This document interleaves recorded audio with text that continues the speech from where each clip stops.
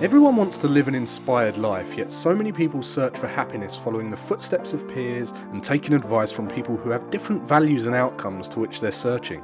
There are people born into wealth, graduated from the best universities in the world, and there are people who have none of that and yet are living extraordinary lives full of fulfillment and reward. The purpose of this podcast is to share insights and strategies that allow you to question the status quo and think freely, so you can design your life and be who you want to be. We get one life. Time is our most valuable asset. I believe that when we're free and able to focus on meaningful work, we become better human beings. This is Always Free, and I'm your host, Jason Graystone. Welcome to the leading podcast for financial empowerment and wealth creation. Subscribe to this podcast so you don't miss an episode. You can connect with Jason on social media and subscribe to the Jason Graystone YouTube channel for weekly videos. Don't forget to also subscribe to the weekly newsletter to receive frequent educational content and action steps to help you design your life so you can be who you want to be. For news on all future events and updates, go to jasongraystone.com. Well, welcome back to the podcast, guys. I hope you're doing well.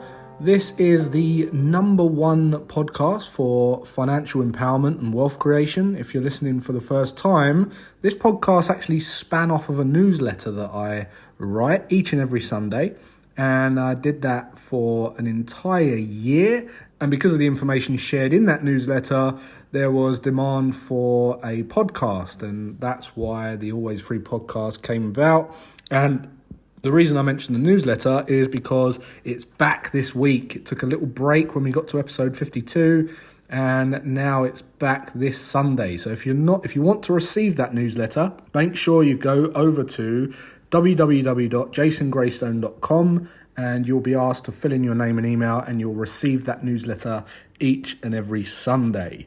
So if you want to read on your Sunday as well as listen to these podcasts and take in more and more information, there's lots of cool diagrams and charts and information in that newsletter that you can't quite visualize in the form of a podcast. So be sure to register for that. And I hope you all had a nice Christmas and a new year, because this is the first episode of Always Free back in 2020. So before the Christmas, we did a couple of episodes mentioning goal setting and how to efficiently plan for the new year, but not only the new year, the new decade. So as we enter 2020, or the roaring 20s, you would be set up and ready to action all of your new habits and smash through your goals in 2020. So what I thought would be really, really cool to do in this episode, as it's the first episode back in the new decade, is kind of talk you through the process of how I approach a new year, because it's not just about goal setting. In fact, over Christmas, what I do is I spend some time reviewing the previous year. And I kind of like to think of it as a slingshot, because what people neglect to realize is it's one thing to set goals, okay, but what goals require is a lot of motivation. And people usually set a load of goals that require motivation, which means that they're setting goals that aren't really aligned with what they particularly really are driven to do, or they just feel a lack of motivation because they're trying something before, or they've got lots to do and it's a bit overwhelming and they don't really know where to start, so they end up not starting at all. So the way I like to think of it is as a slingshot. Part of smashing through goals is the reviewing the past, or if you imagine if you was holding a slingshot and you just didn't pull the slingshot back and you just let go of the thing, it would just drop, right? Whereas if you put the ammo in the slingshot and you pull the slingshot back and give it a nice good stretch, then you let go, then it's gonna excel. It's gonna fly through the air and it's gonna get much further. And a bit the same as a trampoline. If you was just to stand flat on a trampoline and jump, you're not going to jump nowhere near as high as if you push your weight down on the trampoline first, then jump, you're going to jump much higher. So I kind of see reviewing the previous year as that pullback. It's kind of a reload of the gun before firing into the next year. And I've got a process in which I follow in order to do that. So when I open my new journal on every new year, the first page is filled with achievements from the previous year. And the reason I do that is because it really helps to build encouragement, build momentum, and you have more gratitude and you're more appreciative of what you've actually done, which then inspires you to do more. Because when you can see it like that, you realize actually how much you have achieved in a year, and it gives you encouragement to kind of smash next year and do even more. So I want to kind of talk you through my little step-by-step guide on how I approach the new year and the process that I go through. And hopefully it will help you, and I'll give you some little tips and tricks along the way. So it isn't just about setting goals for me. First things first, it's about a review. And I do lots of types of review. I do a self-review. I do an efficiency review of my week. And I do many reviews throughout the year. But the first thing I like to do is write down all of the achievements in the year. So this can be any little achievement. And what I find helps is if you go through your camera roll and your diary entries and your emails and if you're not keeping an active journal, which I recommend you do going into this year, so you can just kind of refer back. But if you haven't kept a journal, just go through your camera roll on your phone, your pictures, your diary, your emails, your messages, and just kind of see what you was up to from January up to today. And these can be little things. So I'll read you the things that I wrote down just so you can kind of get the ideas of, right, yeah, I didn't think of that as a goal. I didn't think of that as an achievement, and really kind of show you what I wrote down for 2019. So some of the things I did was I formed some great partnerships, not only in business, but in my personal life as well. I hosted an emergent trading event for 120 traders in January. I spoke on a main stage at the London Forex Show. I completed a Entrepreneurs Accelerator program as part of my self-development. I completed an asset creation program. I launched this podcast, okay, and that went to number 1 on iTunes in 3 categories. I created and hosted a 300 trader event called the Trader Vault, which has now gone on to become even bigger, and we're going to be doing that again this year in Amsterdam.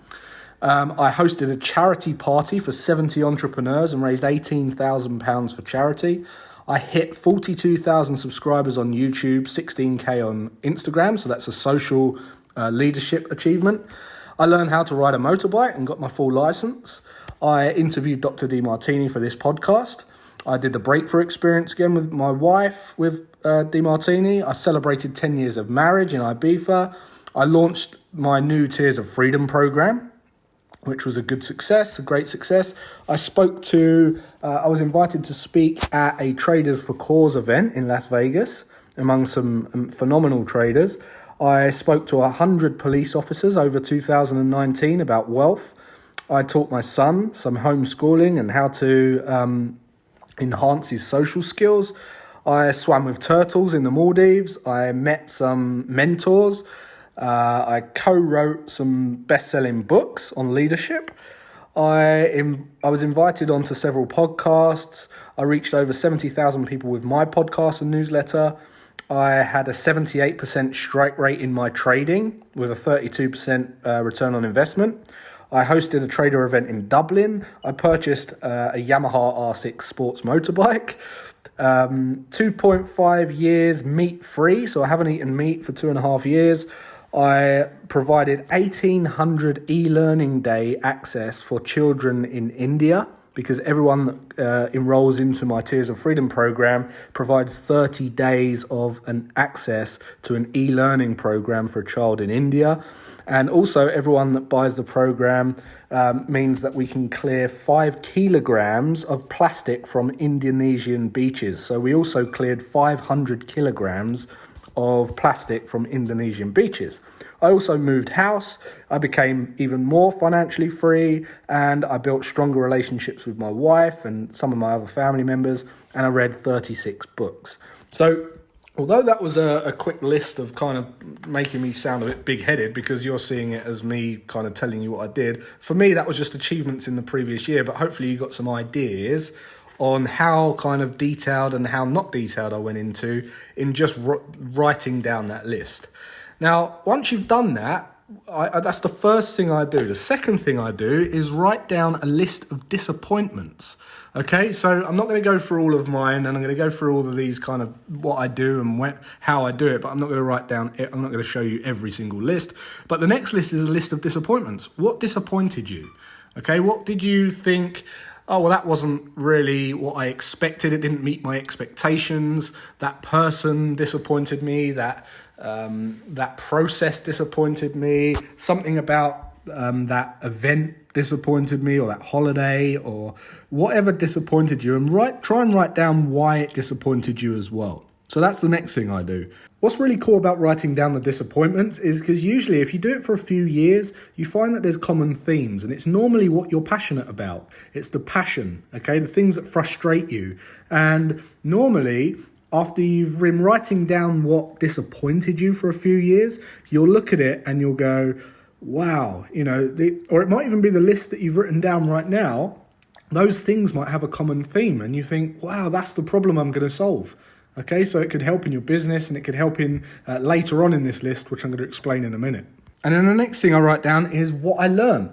Okay, so a little bit different from achievements, and some of them will double up, but what did you learn? And a great way to look at this is to basically think about, what did you find hard 12 months ago that you now find relatively easy? Or what didn't you know 12 months ago that you know now? And this can be, again, about people, psychology, technicals. It could be about you've learned a new skill. It could be a vocational learning. It could be any kind of wisdom. So what did you learn? What specifically did you learn in 2018 that raised your consciousness, raised your awareness, and kind of now you're thinking, that won't get to me again because I already know it. So that's the next thing I write down. And then the next thing I write down is, what limits or excuses did I have? So for me personally, there were some times last year where I had some excuses about training, fitness, okay? So that's high on my values this year. That's been notched up on the goals, and fitness slipped. So there were some excuses that I had about, I've got to get this thing done, or I've got to get tired done. And I know full well that I don't run out of time because my whole diary is structured. So I know that I've always got time to do the things that I want to do. But I would find myself creating an excuse. But I don't create many excuses. If you did, write them down. What was limiting you? What excuses did you come up with? What did you feel like wasn't possible? Okay, write all those down and create a big list of them. Next thing I do is write what I can do to overcome them. Okay, so let's just say, for instance, that one of your excuses was the fitness. Okay, you couldn't go to the gym because you finished too late at work or whatever it might be. Well, how can you finish work a bit earlier? How can you plan your day so that it's seamless? And how can you make it very, very hard to fail and easy to succeed? If it was a case of eating the right foods or eating healthy salads, and you had an excuse that, you had to prep all the food and you didn't have time to prep the food, go and buy some packaged salads and just have those for the first few weeks, just to build the momentum of getting you some results. So what can you do to overcome the limits and the excuses that you had? Next thing I write down is, what did the limits cost me? So this is a really powerful one. What did the limits cost me? So you could say, let's just say if you're learning to trade, right? And you've took a bad trade. Let's just say that you shouldn't be trading live, and you took a live trade and it wasn't based off of a plan. It was just a mental, emotional trade that you took. Okay, you would initially see that as a loss. Okay, now when I talk about what did it cost me, this could be a positive or negative number. Okay, so when I say positive, if you was to take the losing trade and you lost, £500, you could say, well, I lost £500 and the £500 gone, but what did you learn from that that's going to stop you from doing it again? And then how much would that earn you in the long run? Okay, so that's one way of looking at what it costs you. But when we're talking about limits, what did the limits cost me? Let's just say that you didn't follow through with something. Okay, so let's just say that you didn't follow through with your trading and you didn't even bother. You bought a program, you didn't learn, or you went into Tears of Freedom and you didn't bother looking at the modules. What did that cost you? Because it's not really just the cost of what you've paid for the thing, it's the cost of your future. And you can compound that over time and really get some tangible numbers on what that might cost you.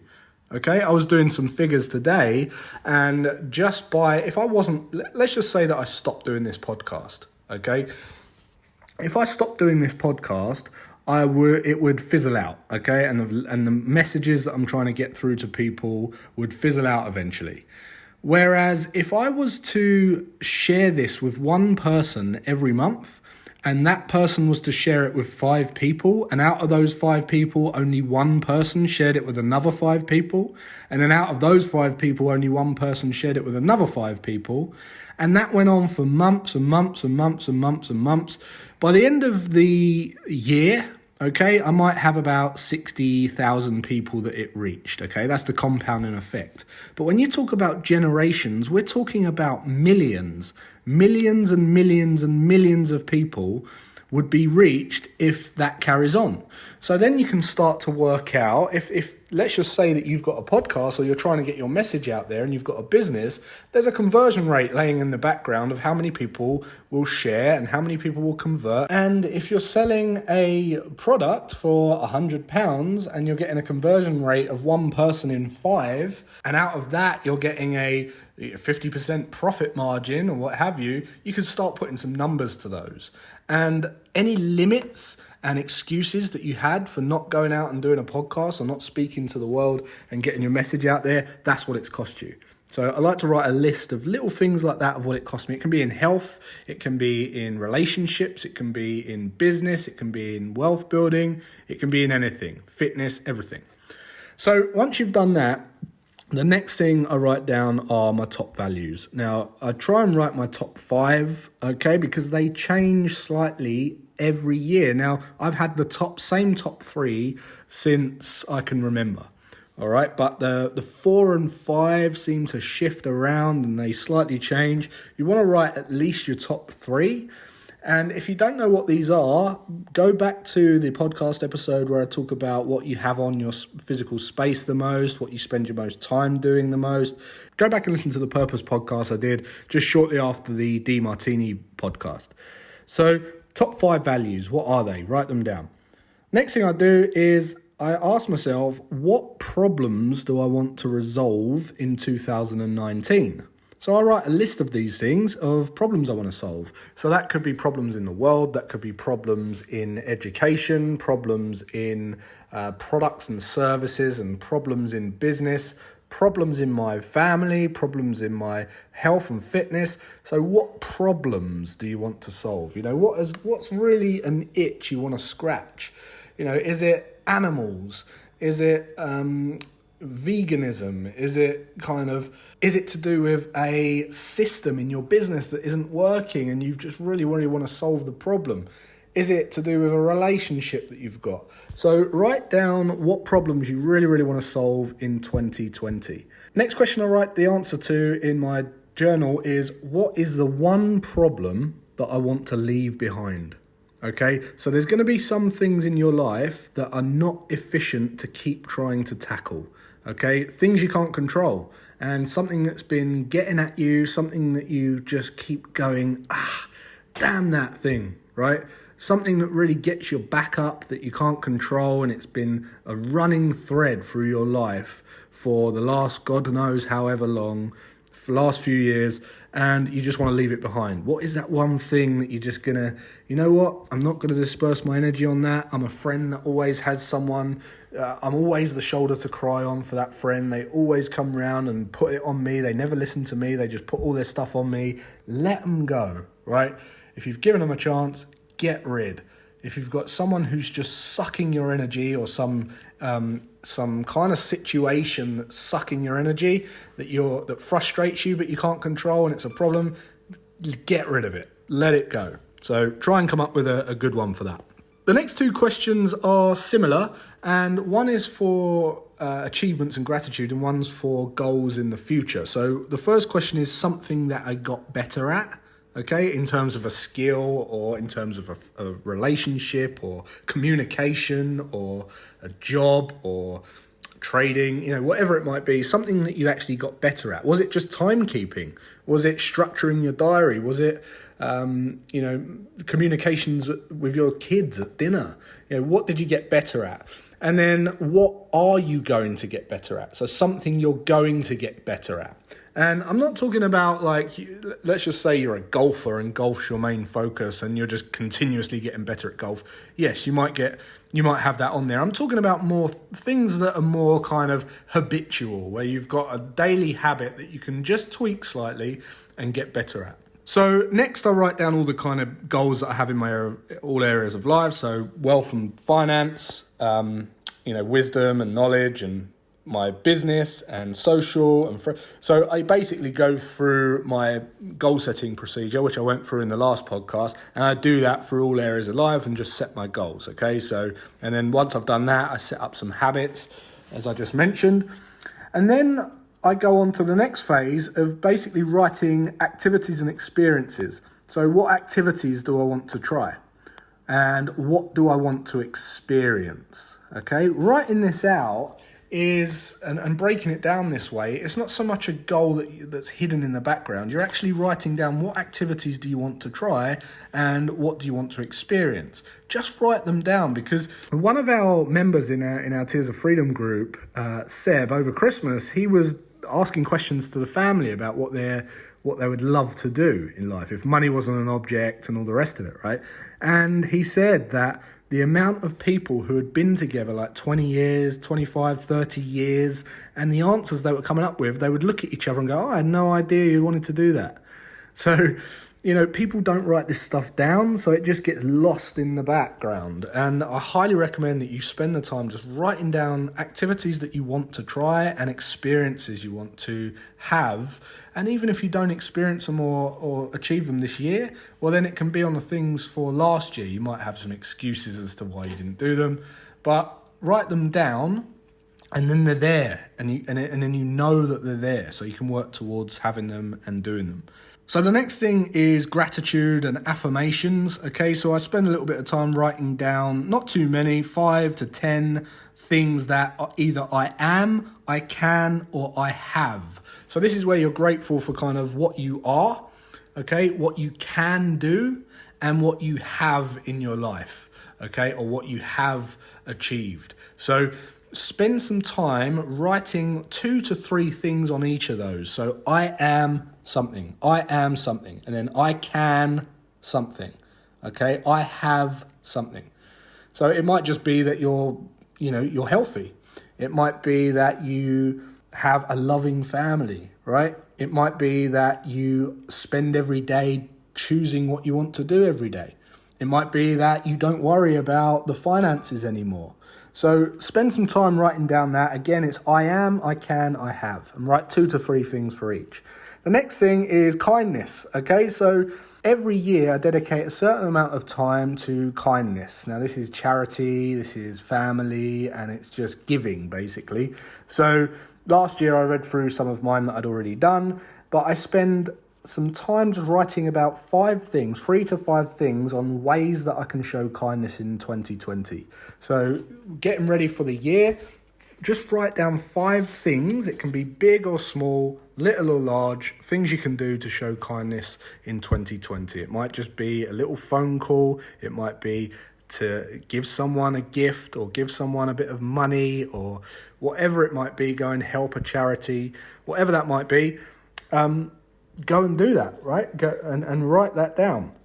So 3 to 5 things on 5 ways you can show kindness in 2020. Next thing is the big mission, right? Get clear with the big mission.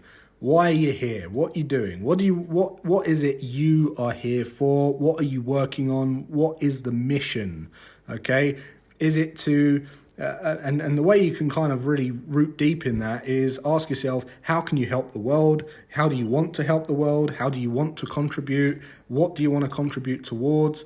What does the world look like for you? What is your mission? Is it animal welfare? Is it planet welfare? What is it for you? And don't just, this is where it's really difficult to not come up with social idealisms. Things that you think people would want to say has to come from you, okay? What you naturally feel driven to do and what your mission is in life. Once I've done that, the next thing's a bucket list. So the bucket list kind of just evolves each year, and some things get ticked off and some things don't. So it kind of just rolls over. But you want to start, if you haven't got a bucket list, write with 5 to 10 things that you stick on a bucket list, and these are just things you want to do before you die. Okay, so great way to look at this is you're on your deathbed, you look back and what is it that you wanted to do or experience throughout your whole life. So I'm not talking about it is kind of the activities and the experiences, but these can be anything, okay? And this can be over your whole lifetime. You're not just looking into the next 12 months, you're looking over the entire life. So if you've got a life expectancy of 100 and you're 30, you've got 70 years left, what do you want to do in 70 years? What are the things you want to tick off in 70 years? Next thing is we write a word of the year. So what's the word or the phrase of the year? Okay, you can have a sentence, it can be a quote, it can be a word, it can be, something like compassion, it can be something like transparency, contribution, it can be openness, okay? Or it can be a quote that you live by, do your future self a favor, something like that. But have a little quote that you have up for the year and pin it up in your house. You can get it made up in a cool little plaque. Put it in your office, put it in the hallway, whatever it might be, stick it up in the house. And if it's unique to you and not necessarily your family, you don't want it in the house, the next thing to do is create a family motto. Okay, so get your family together, get them in a room and kind of figure out what the motto of the family is. There'll be a theme that runs through your family that you could create a motto for. So another thing is you can create a family motto. Next thing I write are the 3 biggest projects. So this is part of my goal planning process, but big projects, okay? So that could be a wedding. It could be some kind of educational program that you're doing. It could be starting a business, building a guitar, right? It could be something off your bucket list that's a big project for you now. So write down the 3 big projects that you want to work on next. And again, it doesn't matter if it rolls over into the next year, but try and get 3 big projects on there. So once you've done all that, hopefully once you read it back, you'll have a newfound energy to go into 2020, and you'll see how much you've already achieved, how much you've still got left to do. You'll get excited about how you're going to help the world. You'll get excited about how you're going to give kindness. You'll have a bucket list to tick through. You'll have a bit of relief because you're letting things go that you can't control anymore. You'll know your values, okay? You'll know how to be more efficient and what limits to overcome and how to overcome them. And it will really give you fuel to go into 2020 and smash through your goals. If you're just setting goals, firstly, you need to plan them to achieve them. Whatever we plan, we get. But secondly, use this process as a bit of a slingshot, okay, to propel you and shoot you into 2020 and hit the ground running. So that's it for this episode, guys. Hope you enjoyed it. If you did, please share it around. Leave us a comment. Let us know what you thought. And I would love it if you went over and gave it a little rating and review on iTunes. And until next week, have a great rest of your day and weekend, and I'll see you then.